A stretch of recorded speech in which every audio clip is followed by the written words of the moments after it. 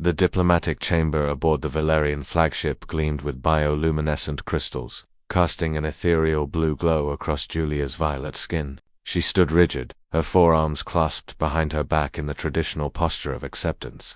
As the human delegation filed in, Commander Julia of House Tyrannes had been bred for war, trained for command, and no much to her dismay selected for diplomacy. The marriage treaty was a necessity. The Galactic Council had mandated it after humanity's impressive but ultimately unsuccessful defense of the Outer Rim colonies. Humanity needed allies, the Valerians needed buffer worlds, and Julia needed to fulfill her duty to her people, even if it meant binding herself to one of these peculiar soft-skinned creatures. Oscar entered last, and Julia felt her primary heart sink with disappointment. He was unremarkable by any standard average height for a human, brown hair cropped close to his skull, wearing a simple gray uniform that bore no decorations. His eyes, however, were different. They held a depth that made Julia's warrior instincts prickle with unease. Not fear, exactly. Recognition, perhaps, of something she couldn't quite name. "Commander Julia," Oscar said, his voice steady as he approached.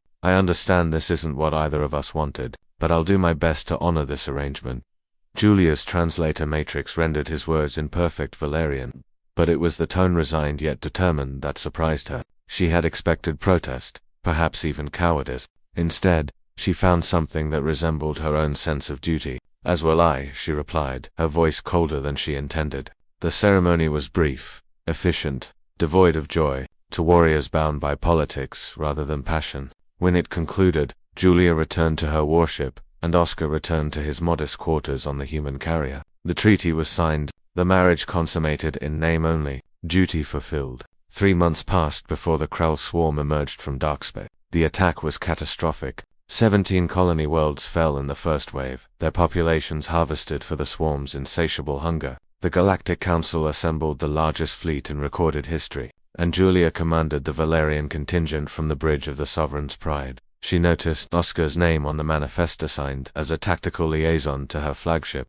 When he arrived, he looked exactly as he had on their wedding day, unremarkable, quiet, forgettable. "Commander," he said with a slight nod. "Husband," she acknowledged, the word still foreign on her tongue. The first engagement with the swarm lasted 14 hours. Julia watched in horror as Krell bioships tore through Council defenses like predators through prey. The hive mind coordinated perfectly, adapting to every tactic, exploiting every weakness. By hour 9, they had lost 43 capital ships. "Commander, their pattern indicates they're preparing to." Oscar's voice cut through the chaos on the bridge. "I see it." "Human," Julia snapped, her 4 hands dancing across tactical displays. "They're funneling us toward the nebula." Classic envelopment.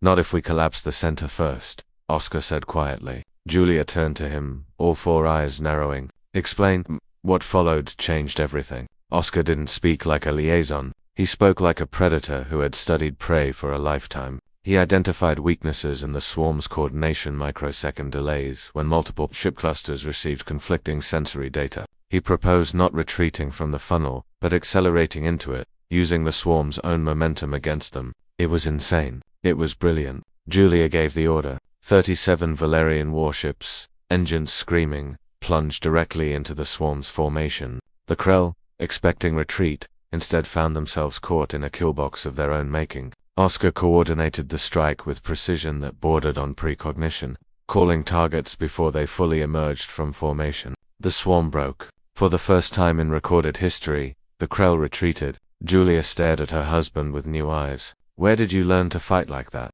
Oscar was silent for a long moment. "Earth, we've been fighting wars for 10,000 years, Commander. We've gotten good at it." The campaigns that followed revealed the truth of his words. Battle after battle, Oscar transformed from liaison to strategist to something approaching legend. He didn't just understand tactics, he understood the psychology of violence, the mathematics of death, the terrible poetry of war. He could predict enemy movements 3 engagements ahead. He could identify the single vulnerable point in formations that seemed impenetrable. The other species began to whisper. The Valerians bred for war found themselves learning from this unremarkable human. The Krell, who knew no fear, began to fear him. Julia watched her husband evolve. His quiet demeanor remained, but beneath it burned something ancient and terrible. He carried the weight of humanity's violent history like others carried weapons. Every atrocity, every innovation in death-dealing, Every hard lesson learned in blood on some distant Earth battlefield, he inherited it all. She watched him plan the Battle of Darkwater Reef, where he sacrificed 300 ships to save 3,000. She watched him break the Krell's third wave at Centauri's gate, using nothing but asteroid fields and patience. She watched him earn his names: the Silent Storm, the Human Calculator, the God of Battle, and somewhere between the third battle and the 30th, somewhere between duty and respect, Julia fell in love. Not with the quiet man she had married. With the warrior he had always been, the human who carried 10 millennia of warfare in his genes, who understood that sometimes the greatest mercy was the most efficient violence, who could be gentle with her in their private moments and merciless with their enemies in the void. After the final Krell Queen ship fell at the Battle of Heaven's Edge, Julia found Oscar alone in the observation deck, watching the debris field glitter like dying stars. "We won," she said, moving to stand beside him. "We survived," Oscar corrected. "There's a difference." Julia reached out with her lower right hand, gently touching his shoulder. "I married you out of duty."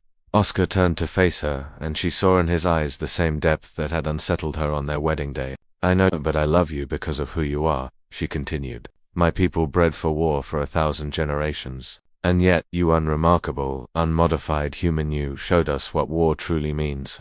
Oscar smiled, sad and tired. "I showed you what we learned, what we had to learn, to survive on a world that tried to kill us every day for 1,000,000 years. We're not gods of battle, Julia. We're just a species that refused to die." Julia pulled him close, all 4 arms wrapping around him. "To me," she whispered, "you're both." In the darkness of space, surrounded by the remnants of a war that had reshaped the galaxy, a Valerian warrior commander held her human husband and understood, finally, what duty had given her: not just an ally, but an equal; not just a partner, but a home. And Oscar, quiet and unremarkable as ever, held her back and thought of Earth, violent, beautiful Earth, and silently thanked it for making him into exactly what Julia needed: a survivor who knew how to win,